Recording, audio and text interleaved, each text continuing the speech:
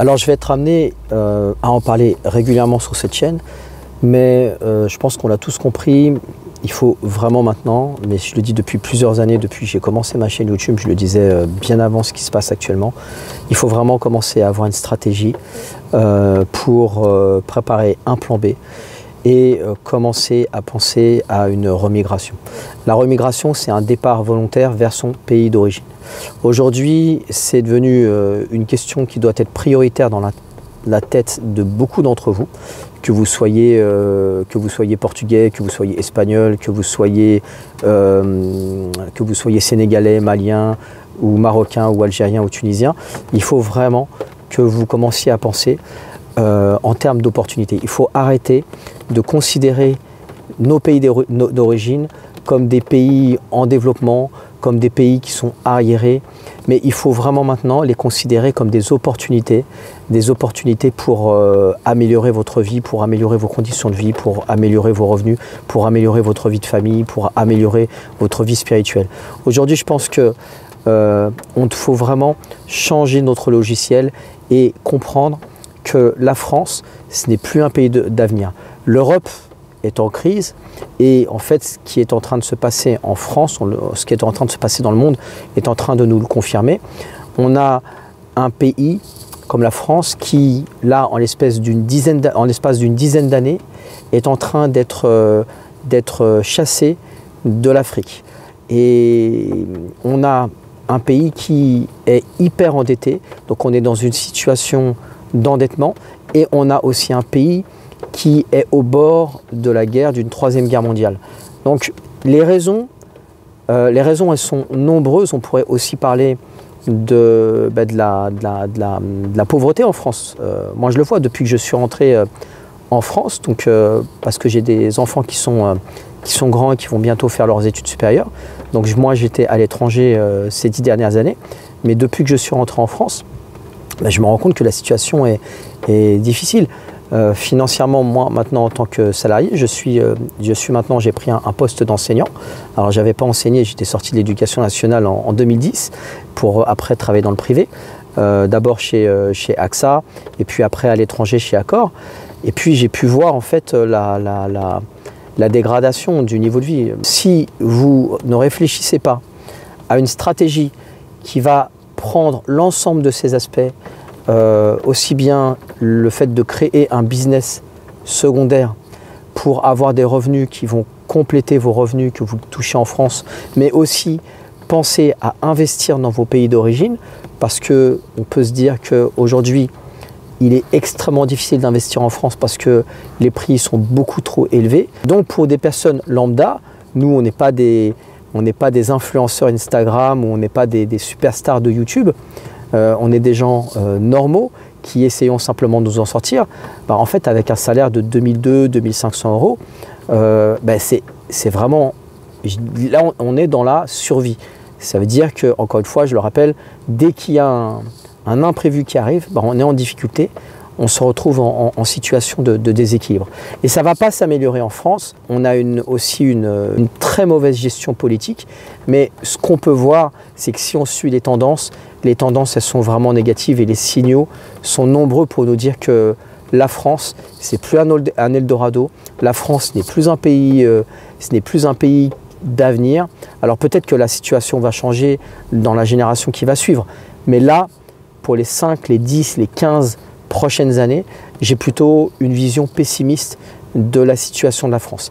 Et ça veut dire que vous êtes dans ce bateau, dans un bateau qui est en train de couler lentement mais inexorablement. Et ça a commencé, c'est pas récent, c'est quelque chose qui a commencé il y a facilement une trentaine d'années. Et ça s'aggrave et ça s'accélère. Donc, qu'est-ce que vous faites vous, au quotidien, pour pouvoir vous préparer, pour pouvoir vous en sortir avec votre famille? Comment est-ce que vous pouvez faire? Encore une fois, moi, sur cette chaîne, je ne vous parle pas de business pour devenir millionnaire. Je vous parle de business, je vous parle d'entrepreneuriat, je vous parle de plan B, je vous parle d'immigration, je vous parle d'expatriation. Mais je vous en parle dans une logique de survie. Je vais vous donner quelques exemples d'opportunités qui existent. Tout d'abord, le e-commerce, le business en ligne, les formations, c'est encore quelque chose qui fonctionnent. Là, il y a des dernières statistiques qui sont sorties. Bien, les personnes, les entrepreneurs du web, en fait, ont vu leur revenu augmenter de 25% cette dernière année, en 2024. Il y a une autre opportunité, c'est l'opportunité de l'expatriation. Donc, par exemple, il y a des programmes comme Saudi Invest qui ont pour objectif d'attirer des profils à forte valeur ajoutée. Donc, les entreprises qui sont dans les domaines des énergies vertes, qui sont dans le domaine des IT, qui sont dans le domaine de la construction, en fait, elles sont aidées par le gouvernement. Elles ont des allègements fiscaux. Elles sont soutenues. Et du coup, ce sont ces entreprises qui vont tirer le marché du travail vers le haut. Et si vous travaillez dans ces domaines-là, bien l'Arabie Saoudite, ça reste encore un Eldorado pour le coup, ce que la France n'est plus.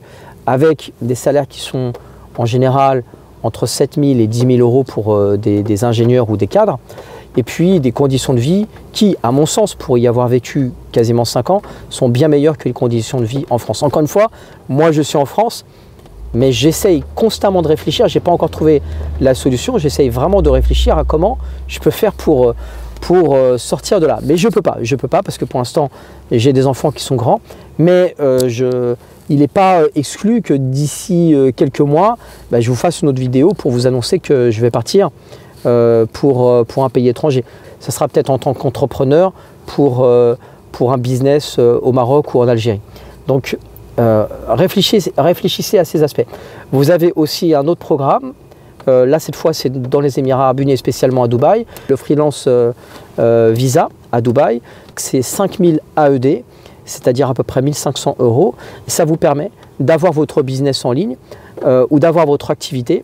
Vous êtes dans une zone franche, donc vous n'allez pas payer d'impôts et vous allez pouvoir faire votre business en totale indépendance pour un prix minime. Parce que 1500 euros pour avoir un visa pour s'installer à Dubaï, ça reste abordable pour la plupart d'entre nous. Donc si vous avez déjà un savoir-faire que vous pouvez vendre, si vous avez déjà une activité de consultant qui fonctionne bien, ou si vous êtes déjà freelance en France, rien ne vous empêche d'aller vous installer aux Émirats où le taux d'imposition est beaucoup plus intéressant. Parce que ça, c'est un gros problème aussi en France. Et pour les entrepreneurs, c'est-à-dire qu'il y a tellement d'impôts, il y a beaucoup d'entrepreneurs qui sont vraiment en difficulté ou qui sont obligés de mettre la clé sous la porte.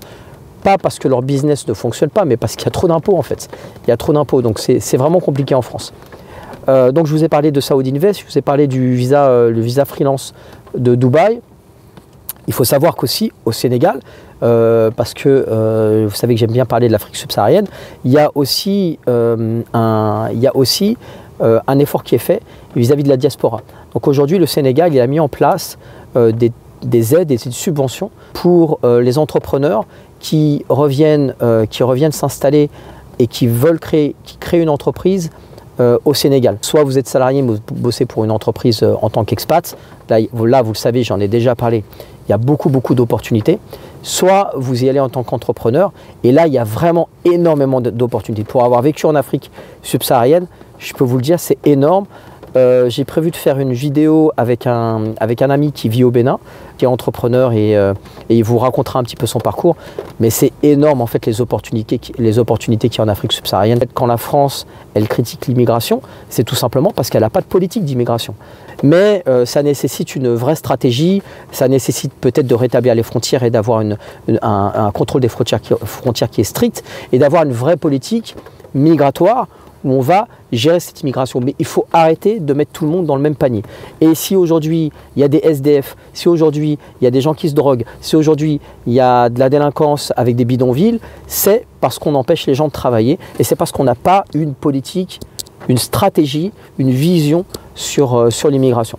Donc les pays qui ont compris essayent de rapatrier en fait les Français de la diaspora. Donc c'est le cas du Sénégal.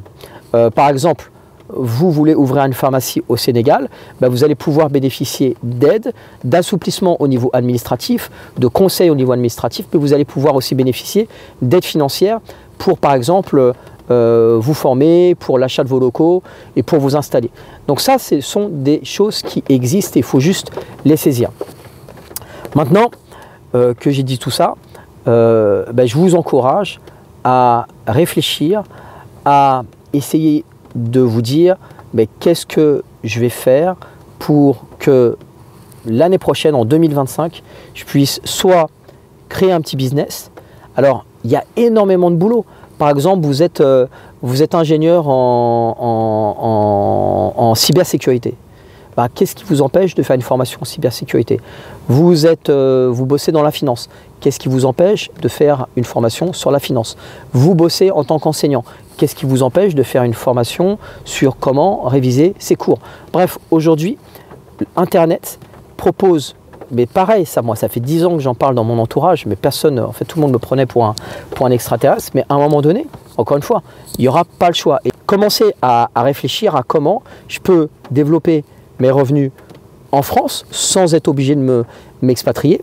Commencez, si vous êtes prêt si vous avez des compétences, si vous avez déjà un boulot en tant que manager en France, mais commencez à vous dire, est-ce qu'il n'y a pas moyen, dans le cadre de mon entreprise ou alors dans une entreprise, de m'expatrier à l'étranger, ou commencez aussi à penser à, est-ce que si ma situation en France, si j'en ai vraiment marre de la situation en France, et si j'ai des enfants qui sont encore jeunes, parce que c'est vrai que on peut critiquer beaucoup la France, mais le système scolaire est encore correct en termes de rapport qualité-prix.